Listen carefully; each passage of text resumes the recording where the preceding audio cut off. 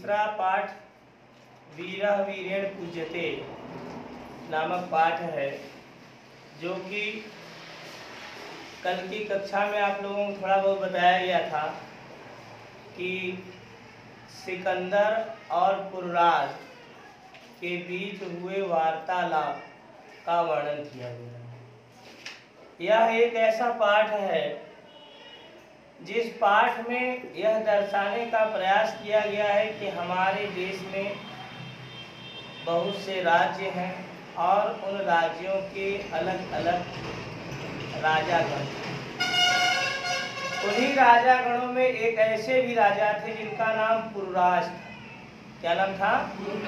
पुरराज। ये अपने भारत देश में ही एक राज्य के राजा थे और बड़े महत्वपूर्ण राजाओं में से एक ये माने जाते हैं। कौन? पुरराज। वीरः वीरेण पूज्यते नामक पाठ है। इस पाठ का नाम ध्यान दीजिएगा, वीरः वीरेण पूज्यते, और इसका अर्थ हुआ वीर ही वीर की पूजा करता है। अर्थात वीर ही वीर की पूजा करता है, मतलब वीर ही वीर का सम्मान करता है। एक वीर के द्वारा दूसरे वीर का क्या किया जाता है? सम्मान किया जाता है। ठीक है। एक विद्वान व्यक्ति है, विद्वान व्यक्ति की विद्वता को विद्वान व्यक्ति ही समझ सकता है, मूर्ख नहीं समझ सकता। बोलिए कि समझ सकता है? मूर्ख की ही बात समझेगा। सही बात है। तो वीर के द्वारा वीर की पूजा की जाती है। वीरः वीरेण पूज्यते। आइए पढ़ते हैं। स्थान अलक्षेन्द्रस्य सैन्य शिविरम अलक्षेन्द्रः आम्बिकः च आसीनौ वर्तते। वन्दिनं पुरराजम् अग्रे कृत्वा एकतः प्रविशति। यवन सेनापति विजयतां सम्राट पुरराज। इस भारत वीरोपि यवनराज अभिवादयति। अलक्षेन्द्रः सापेक्षम अहो बंधनगतः अपि आत्मानं वीर इति मन्यसे। पुरराज अलक्षेन्द्रः किंतु यवनराज सिंहस्तु सिंह एव। हे यवनराज, सिंह तो सिंह ही होता है। वने वा भवतु पंजरे वा।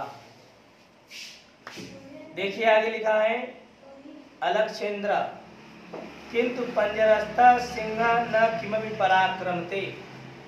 पुरराज पराक्रमते यदि अवसरम लभते अपि च यवनराज बंधनम मरणम वा जयो वापि पराजय उभयत्र समो वीरः।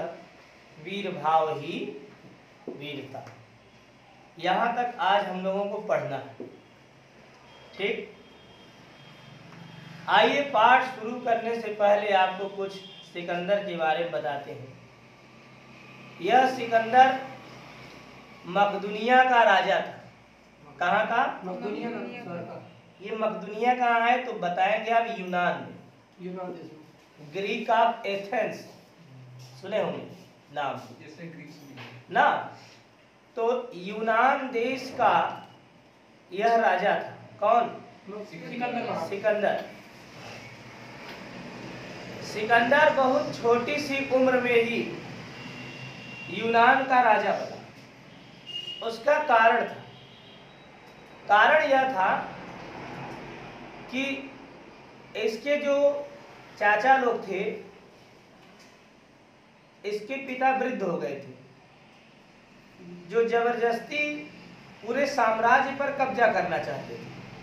जब सिकंदर को यह बात पता चली, उसने उसी समय उनको मृत्यु के घाट उतार दिया और अपने गुरु अरस्तु की मदद से, सहायता से सिकंदर क्या बन गया? कहाँ का? यूनान का वो राजा बन गया। ध्यान दीजिएगा,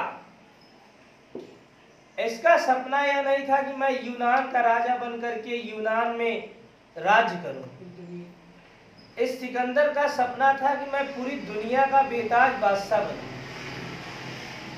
मैं 1 2 3 4 10 20 25 50 राज्यों का राजा नहीं, मैं पूरे विश्व का राजा बनूं। पूरा विश्व मेरे कदमों में हो। ऐसी चाहत, ऐसी महत्वाकांक्षा लेकर के यह सिकंदर बहुत कम उम्र में अपने छोटे से सैनिकों की संख्या को लेकर के पूरे देश को नहीं बल्कि पूरे विश्व को जीतने के लिए यह निकल पड़ा। ध्यान दीजिएगा, 20 वर्ष से भी कम उम्र है और ऐसा जज्बा लेकर के वह छोटे से सैनिकों की संख्या को साथ में लिए हुए पूरे विश्व पर राज करने के लिए निकल पड़ा, क्योंकि वह कर्तव्यनिष्ठ और दृढ़ प्रतिज्ञाशील था। कौन? सिकंदर। और देखते ही देखते उसके रास्ते में जितने भी राज्य पड़े उनको वह पराजित करता गया, जीतता गया। उसके राज्य में जो राजागण पड़े, सम्राट, अगर उन्होंने सरेंडर किया तो उसने छोड़ दिया। सरेंडर मतलब आत्मसमर्पण।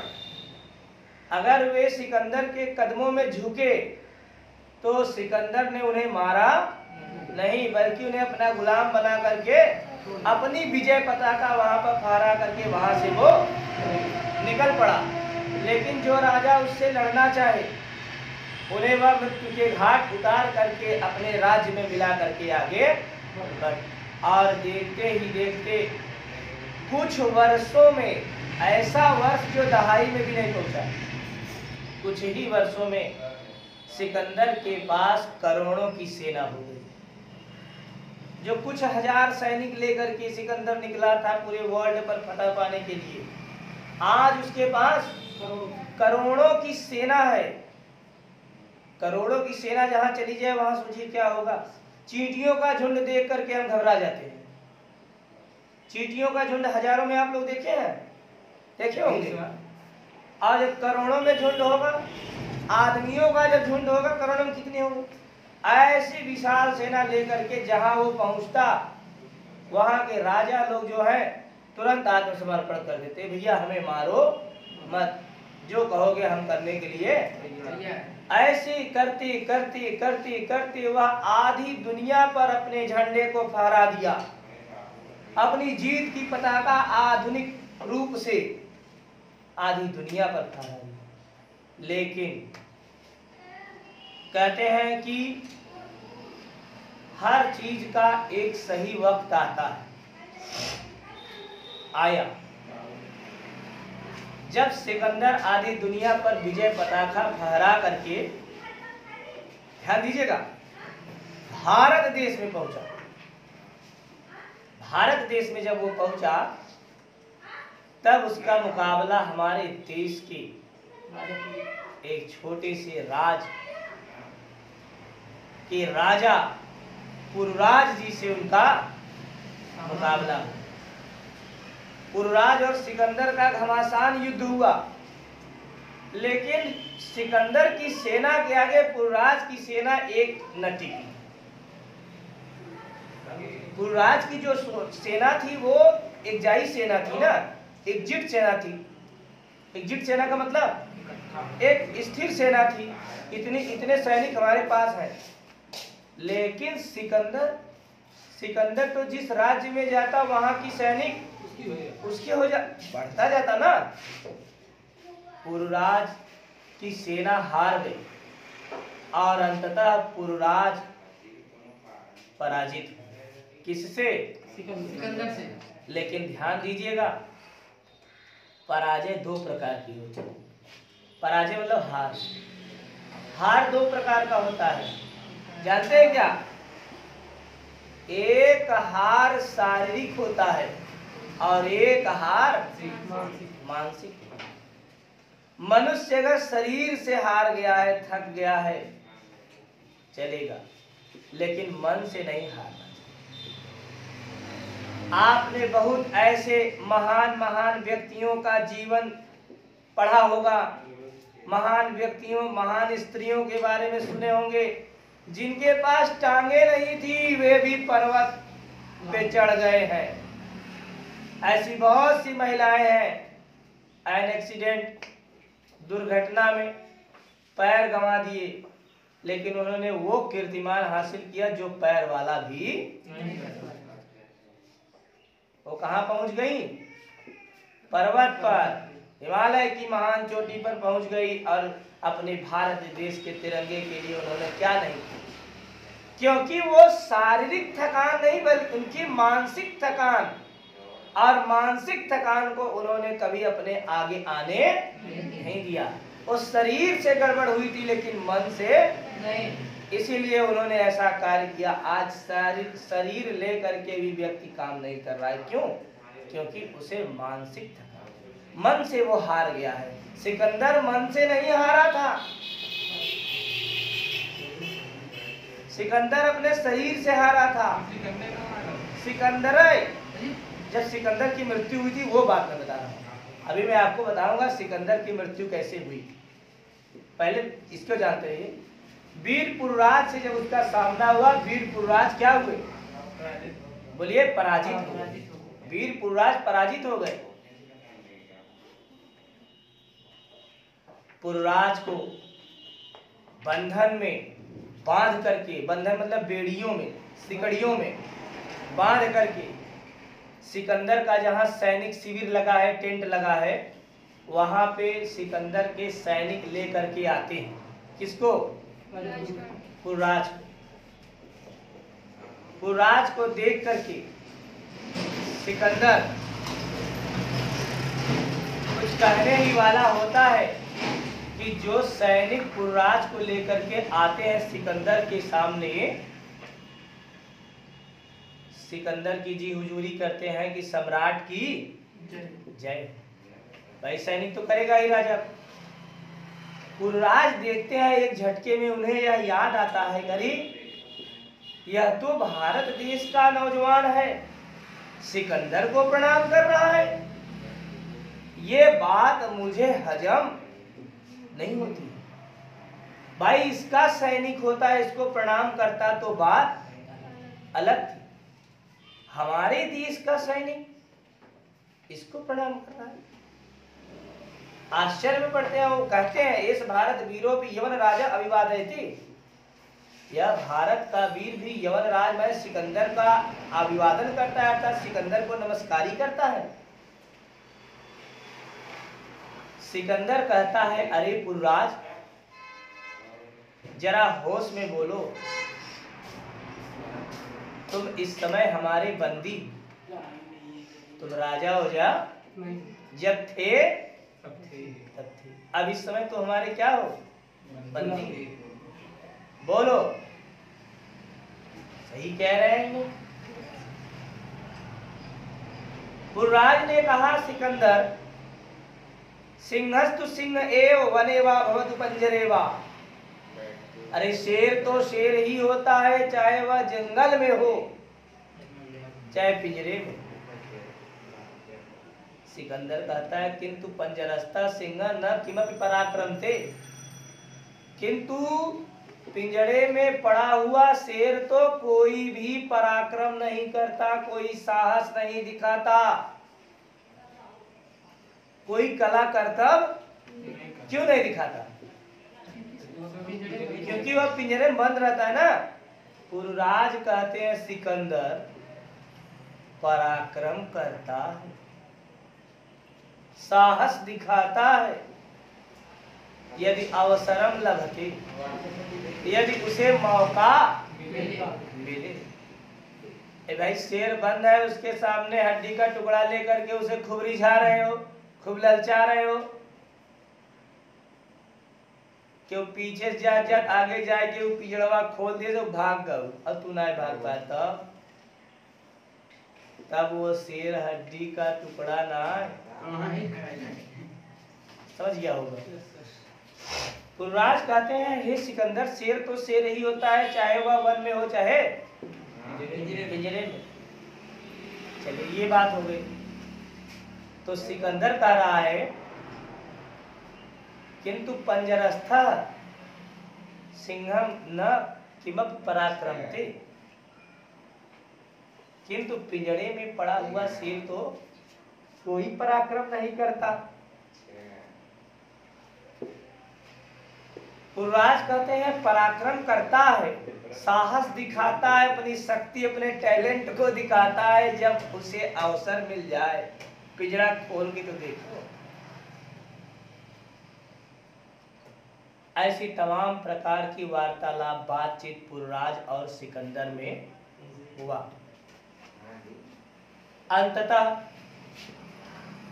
पुरराज के वीरता भरे वचनों से सिकंदर क्या हो जाता है? प्रसन्न हो जाता है।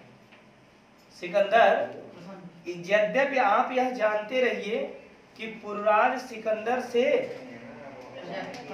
हार चुके हैं और पूछ रहे हैं ब्रूहि, बोलो, कथाम त्वयि वर्तितव्यम, तुम्हारे साथ कैसा व्यवहार किया जाए। पुरराज ने कहा यत एकेन वीरम वीरेण प्रति, वही एक वीर जैसा दूसरे वीर के साथ करता है, वही आप भी मेरे साथ वैसा व्यवहार कीजिए।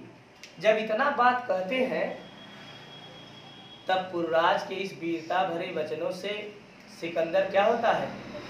प्रसन्न हो जाता है और पुरराज को सेनापति से आदेश देता है पुरराज के हाथों में बंधी हुई हथकड़ी खोल दी जाए, उनके गले में लटकाया गया फंदा खोल दिया जाए, सिकड़ियां हटा दी जाए, बेड़ियां हटा दी जाए और वीर पुरराज, आप वास्तव में वीर हैं। आप जैसा वीर इस पूरे दुनिया में मैं सिकंदर न कभी देखा था और न ही कभी देखूंगा। यह किसने कहा? सिकंदर ने कहा। और अपने सेनापति से सिकंदर ने कहा कि वीर पुरराज के बंधनों को खोल दो, क्योंकि ये हमारे मित्र, ये हमारे मित्र, ये हमारे दुश्मन नहीं है। और आप लोगों को यह जानकारी होनी चाहिए, इस प्रकार से सिकंदर ने जहां जहां उससे जाया गया वहां उसने अपने वीरता के परचम को फहराया, लेकिन जब पुरराज की बारी आई तो सिकंदर ने वहां अपना झंडा, उन्होंने कहा, सिकंदर ने कहा पुरराज से कि आप तो शरीर से हारे लेकिन मन से मैंने आपको हरा, और जो मन से नहीं हार सकता जीवन में उसे कोई भी हरा नहीं सकता। और दुनिया को सरेंडर कराया अपने कदमों में सिकंदर ने, और सिकंदर खुद सरेंडर हुआ पुरराज के और वहां पर अपनी विजय पताका न फहरा करके महाराज पुरराज की विजय पताका फहरी और अपना विजय पताका फहरा करके वह यहाँ भारत से चला गया। ये तो कहानी हुई वीरा वीरेण पूजते नामक पाठ, ठीक, जो कि पुरराज हार करके भी सिकंदर से जीत, क्योंकि उनका मानसिक संतुलन कमजोर नहीं था। उन्होंने कहा सर कटा दूंगा लेकिन किसी के सामने, और खास तौर से सिकंदर तुम्हारे सामने तो कदार। तुमने यह बीड़ा उठाया है कि मैं पूरी दुनिया को अपने कदमों में झुका दूंगा, और मैं पुरराज झुकेगा नहीं और नहीं झुके पुरराज। चलिए ये हो गया। अब आइए सिकंदर की मृत्यु का किस्सा थोड़ा जानते हैं, 2 मिनट लगेगा। सिकंदर करोड़ों की सेना को लेकर के जब चला, भारत से जब आगे निकला, 2, 4, 10, 20 राज्यों को और जीता था, बहुत दिन से उसकी सेना पैदल चल रही है, आपको पता होगा, और सेना थक चुकी है। सेना आगे जाने से इनकार कर दी।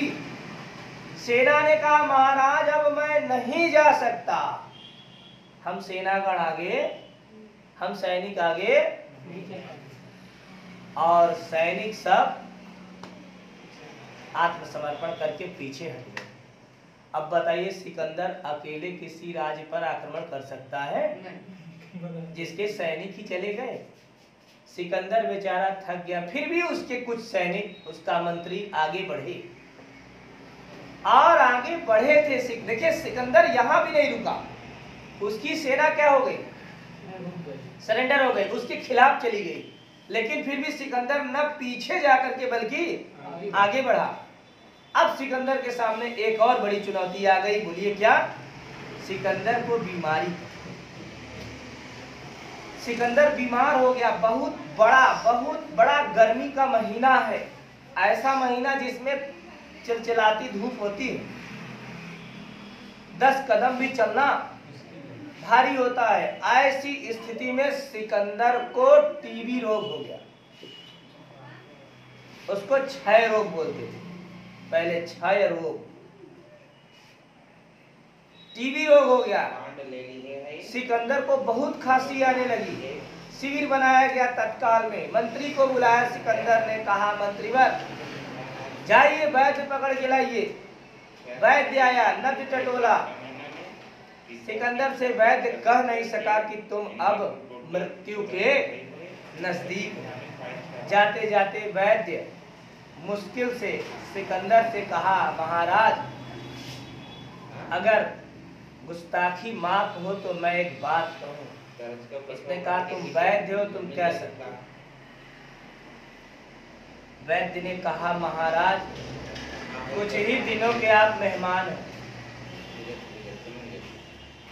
सिकंदर ने कहा कितने दिन का हूं ये भी बता दो। बैठ जाओ। क्या नाम है? वैद्य ने कहा 1 माह। ऐसे कुछ दिन बताया। सिकंदर ने कहा क्या मैं उसके आगे नहीं बढ़ पाऊंगा? कहा ईश्वर की मर्जी। मुझे तो ऐसा प्रतीत होता है कि 1 माह बाद आप स्वर्ग सिधार जाएंगे। गुस्सा आया बहुत, लेकिन कंट्रोल कर लिया और वैद्य को जाने।